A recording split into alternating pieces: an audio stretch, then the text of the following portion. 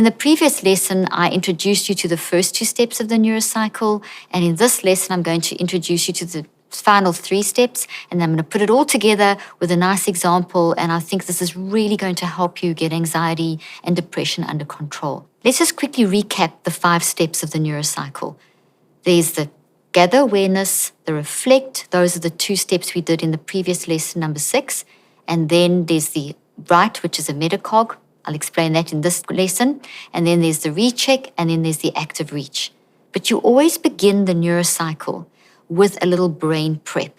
Because when you get into the 5 steps of the neurocycle, it draws you in, and it really can take you to a space and a place in your mind that you haven't been to before. And it can be kind of sometimes a little overwhelming. So just to get your neurophysiology prepared for the work of the neurocycle, especially as you progress over time, I always start the neurocycle with a brain prep. And a brain prep is something simple. Honestly, 2 to 3 minutes, 1 minute is totally fine.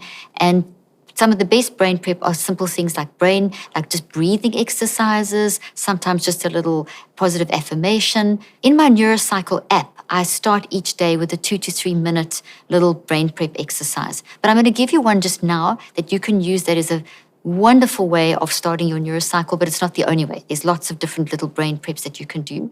And the one that is one of my favorite is just simply a breathing exercise where you breathe in for 3 counts and then you breathe out for 7. So it's a 10-second little pause almost that enables your neurophysiology, your mind-brain-body connection, to prepare on an electrochemical and neurochemical level for the work that you're about to do.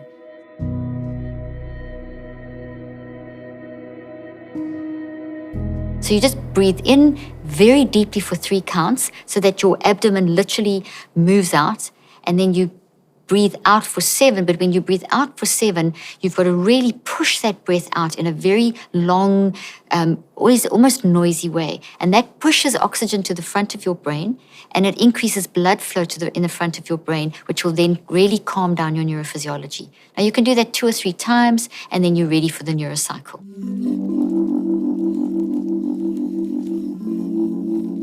What I've designed and researched over the past 38 years is a concept called the metacog. And the metacog is a way of structuring information on the page that mirrors how those thought trees are forming in your brain. And if you think of a tree, it's tree trunk and branches. You're kind of creating that look on a page. So I just want to explain a little bit more about the metacog. It organizes your thoughts in such a way as to mirror the way that thought is physically embedded in your brain. So it's so powerful because it's mirroring, you literally putting your brain on paper. So it's a very revealing, insightful process. When you first start metacogging, it can feel very clumsy and make you feel like this is hard. But as you push through and persist, you'll be amazed at how much depth and insight you'll get into issues quicker and more insightfully than if you didn't use the metacog. It basically enables very efficient recall of memories, inside thoughts from the unconscious. So it's like putting on glasses, and really if you can't see and you don't have good eyesight and you put your glasses on and you can suddenly now see.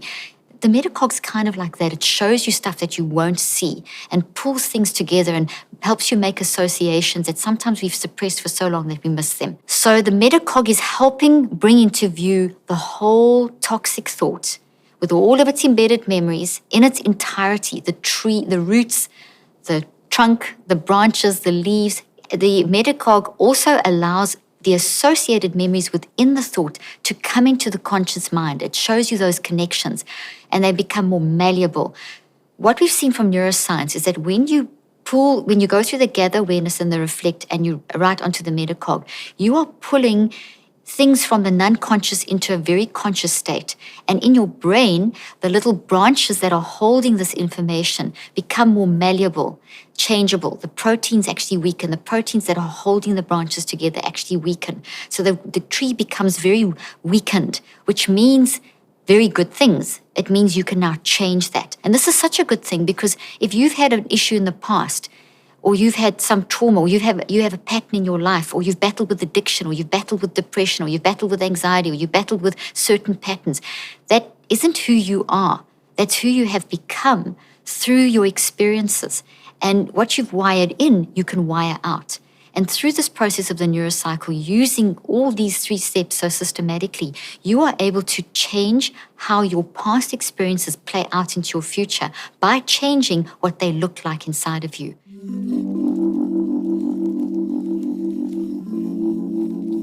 Now let's have a look at what a metacog structure looks like. You can do this by hand, or you can do it on a computer or an app on your phone. There's lots of different apps out there that will help give you this kind of structure. I love when I'm creating something and working something out, I do it by hand. So on paper, in a journal, I have so many hundreds of journals filled with metacogs. So to create a metacog, you basically start in the middle of a page, draw a circle, and the name of your thought is in the middle of the page. So very similar to the tree diagram that we did in earlier lessons, 2 and 3. And then from the central bubble, you're going to work from the top right-hand corner around. And the lines that grow out of the main center are your main headings, your main concepts. So you can see here, you've got a few. You've got the toxic issue, you've got the emotional warning signals, you've got the behavioral warning signals, you've got the physical warning signals, you've got the perspective. So you've got them, those are the main headings. So what touches the central bubble are the main concepts. And these don't necessarily, you don't write them all down straight away, you build them as they go along. It's a building process. Metacogging is a building process. As the stuff is coming up, you're capturing it. And also, it's kind of messy that this looks neat, but as you put down one heading, you may think, or little title, you may think, oh, that's not the right wording, or I'm going to change this, or I want to move this there. So you might find yourself drawing arrows and moving things around and crossing things out. That's totally fine. A metacog is meant to look messy. It doesn't have to look perfect. It's totally unique to each person. Everyone's metacog will look different. It's just the basic principle, starting in the middle, working clockwise around, main headings coming out of the center, then your subheadings connected to those, and then words on lines and in bubbles. No words float on the page. Think of a tree. Branches don't float. Branches are connected to other branches, and leaves are on the branches. So that's the principle operating here. You want everything to connect. All lines need to connect.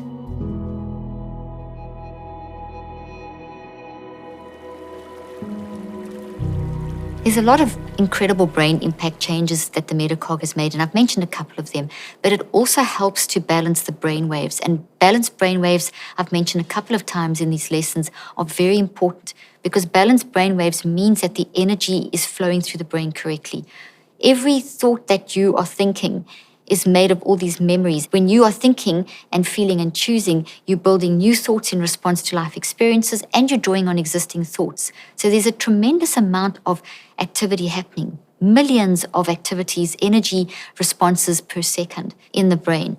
And we want that to be kind of in a specific way, like the waves of the sea. The metacog helps to facilitate that process. And what we see is when you get alpha and the theta, the delta, the gamma waves flowing in a certain way, there's a lot more learning taking place. There's changes taking place. You feel more empowered. You feel like you can see a barrier and an obstacle no longer as something that blocks you, but as something to learn from and to overcome. So it starts opening that way of thinking, and it gets you unstuck. It's a really great way of getting you unstuck. So it also activates the basal ganglia, which I've mentioned before in one of the previous lessons, which are structures that operate really well when we have cognitive fluency. So when you're in a mental state where you're battling, you're not going to know how to get cognitive fluency. You can't tell yourself, get yourself together. That'll just make things worse.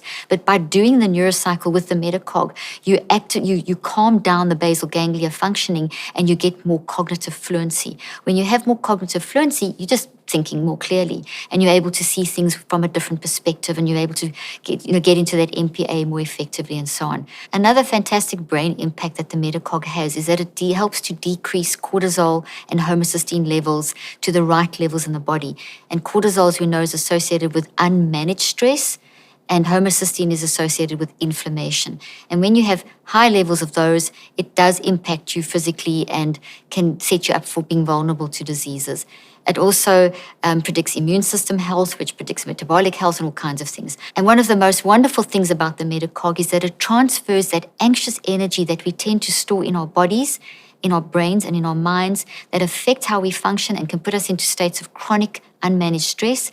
It helps to transfer that to the conscious mind. So it works, it's basically your non-conscious mind is activated to help you to to become consciously aware of the issue, because it's transferring it into your conscious mind. So you become consciously aware of the anxiety, but you're not just left with, I feel anxious. Because of the system of the neurocycle, you can work out why you feel anxious through the warning signals, etc., through these 5 steps. So it's transferring it into the conscious mind, the metacog's pulling it up, and it's giving you a way of also deconstructing and reconstructing it.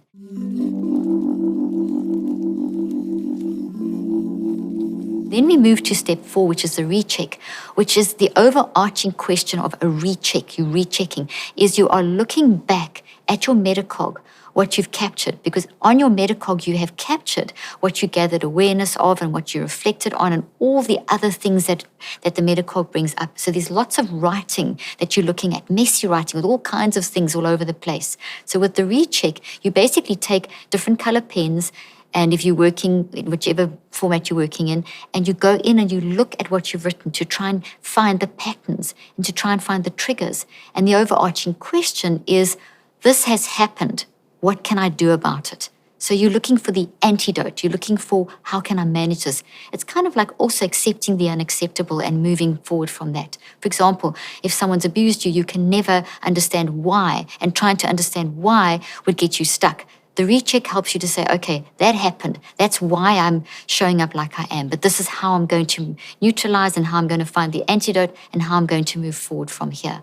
The brain impact that recheck has on the brain is really interesting because it helps to balance the brain waves, and it specifically helps to increase the theta wave, which is really good because it means that even if you haven't resolved everything, because we've never really resolved everything, we're always working towards resolving everything, but in that state, you can have a sense of peace. So what we saw happening in our clinical trial and with my patients going through the system, getting to the recheck phase, is that they felt a sense of peace in the midst of chaos. And that's great because that's how you can progress forward in your healing, because you're not expect to be happy all the time. We're not avatars. It's very normal to have all these emotions. It's part of us being human. So we need to allow ourselves to have all these emotions. We also get great activation of places like the hippocampus in the brain and the anterior central gyrus. And what that means is that it means that we really are pulling up these memories and reorganizing, reconstructing, and putting them back in a much more healthy, deconstructed way and reconstructed way.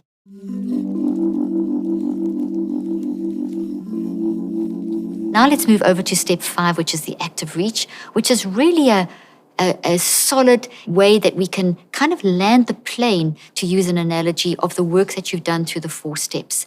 So the first 4, the brain prep and the first 4 steps have really got you kind of hyped up and really working hard. Now, if you push through and carry on working, you can lose the benefit of the work that you've done in those 4 steps. And that's why I limit, you'll see in the app and in all my books and teachings, I explain to you to limit the time when you're doing the heavy work of working through traumas and patterns to 15 to 45 minutes maximum per session. If you push beyond that, you're actually going to start getting so tired that you won't get the full benefit. You'll lose the benefit. So the active reach is like a full stop on the sentence. It's like your anchor. I've done this work. Now, what can I do now in this moment and for the rest of today to keep me from ruminating in a negative way, getting stuck, overgeneralizing, all those things that can catastrophizing, all those things that can make us feel very stuck and overwhelm us the rest of the day. So the active reach is generally a statement, a constructive statement that you grow out of the recheck phase. So it automatically, when you do the recheck, it'll generate a little phrase. So you look back at the metacog that you've written onto, you find your little statement, and it could be something as simple as, I'm not depression, I am depressed because of a reason, and I'm finding the reason. So it could be a statement like that, as simple as that. They tend to change as you progress through the days. Your active reaches tend to change. And what I always like to hang on to the active reach is some kind of visual. So if your active reach is, I am not depression, I am depressed because of a reason and I'm finding those reasons. So that's the statement. And then maybe your visual is a beautiful white rose. I'm obsessed with white roses. I love white roses. So very often I'll use that analogy and I'll just hang my statement on. How do I use it? As I go through the day, each time I may feel myself wanting to go back to that dark place of whatever it was that you were working on or start ruminating, I stop, discipline myself and say no, and you say the active reach to yourself, visualize that, and it starts rewiring and taking the negative energy from the toxic thought and putting that positive energy into the new healthy reconceptualized thought. So it's stabilizing your new way of thinking, tiny little bits at a time. We don't make big changes straight away. We make tiny changes over time, and your Active Reach helps to do that. So it's basically helping you to build new networks in the brain. It's helping to stabilize the networks in the brain. And ideally, if you practice your Active Reach at least 7 times a day, you're going to really have a good amount of time spent stabilizing the network. So in the app, for example, the Neurocycle app, there's a little Active Reach reminder that you can set. So it pops up. And I always have, I've always got a little Active Reach popping up 7 times a day, and just scanning it and reading it reminds me to practice staying in that state.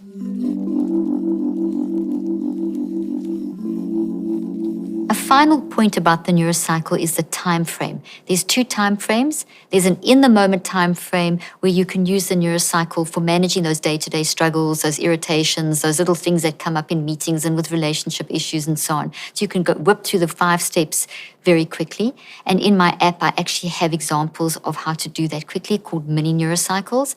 And then the other time frame is the one where you are actually working on a pattern in your life that's come from some trauma at any point in your life that's changed the way you're functioning in a relationship or has led to increased levels of depression. So or anxiety, wherever there's a change in behavior that is disruptive, and it's a consistent pattern of change, that's when you would do a 63-day Neurocycle. Now, essentially, this is a lifestyle because we've all got issues that we have got to deal with from the past and multiple issues, and we've all got stuff that's going to still happen.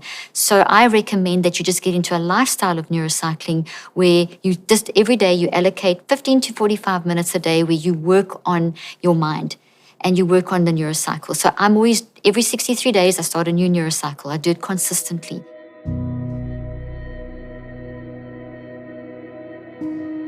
And the more you do it, the quicker and more effective you become at it. So why 63 days? Because it doesn't take 21 days to rewire the brain. It takes a full 3 cycles of 21 days minimum to rewire the brain. I mentioned this in one of the other lessons. If you look at this little image of the tree that's up on the screen, you'll see that the first tree, there's one half looks nice and healthy, the other half looks all wiry and there's no leaves on it. And so that represents how the thought tree has changed by day 21. So doing the Neurocycle for the first 21 days for 15 to 45 minutes helps to do all the things I've been explaining, embracing, processing, reconceptualizing, the whole deconstruction, reconstruction. And at day 21, you've done a lot of work. You've got to the point where the 2 parts of the thought tree are even. And if you stop here, it can go either way. And I mentioned this as well in one of the previous lessons. If you don't stabilize the new way of thinking, at any point you can revert back to old habits, and that can shrink the healthy side of the tree, and the toxic one can grow again. And that's very frustrating. It can make people feel like they're going around and around in circles and on the hamster wheel and get stuck and, over talking and whatever. So what you need to do is stabilize that new pattern. You want to stabilize the big healthy part. So you'll see at day 63, if you look on the screen, that tree is, the analogy there shows it really well, where now you've spent just 5 minutes a day instead of 15 to 45 minutes a day for the next 42 days. So 21 plus 42 is 63. So the second 42, 5 minutes a day through the 5 steps. And that transfers sufficient energy to stabilize that new thought with its new memories inside of it, the healthy new roots. And it's going to look, by day 63, you're going to have a nice, strong, big, healthy green tree, and the little toxic part has shrunk, so it no longer has control over you. That's the old story that's lost its power, and your new story is now what's driving you forward. Well, we've come to the end of this quest, but this is not the end of the journey. This is really just the beginning. You using this quest with these lessons alongside the app is an amazing way of you managing your mind as a lifestyle for the rest of your life. Why for the rest of your life? Well, you're going to be using your mind for the rest of your life, so you may as well direct the direction that your mind goes in, which then influences the neuroplasticity of your brain and your body in a healthy direction. The more you use this combination of the Quest and the Neurocycle app, the stronger and more resilient you're going to become. This doesn't mean that anxiety and depression are not going to enter into your life. They are, but no longer are they these scary things. Anxiety and depression aren't bad emotions. There are no bad emotions. They aren't it's. These anxiety and depression are warning signals telling you that something's going on, that you're showing up like this because of. And now you have the tools. You have the Quest, you have the Neurocycle app. There's also my books that you can use. And you've got this combination that you have the tools in your hand to manage your mind for the rest of your life and find that sense of peace that you deserve. And don't forget to share your experiences with your tribe. Research shows that connecting with each other, peer support, telling how you've experienced what you've experienced, how you used the Neurocycle, what your problem was, how you solved it. Obviously, you're going to share what you're comfortable sharing, but sharing with your tribe, staying in touch is a wonderful way to help you along the journey of managing your mind and managing anxiety and depression.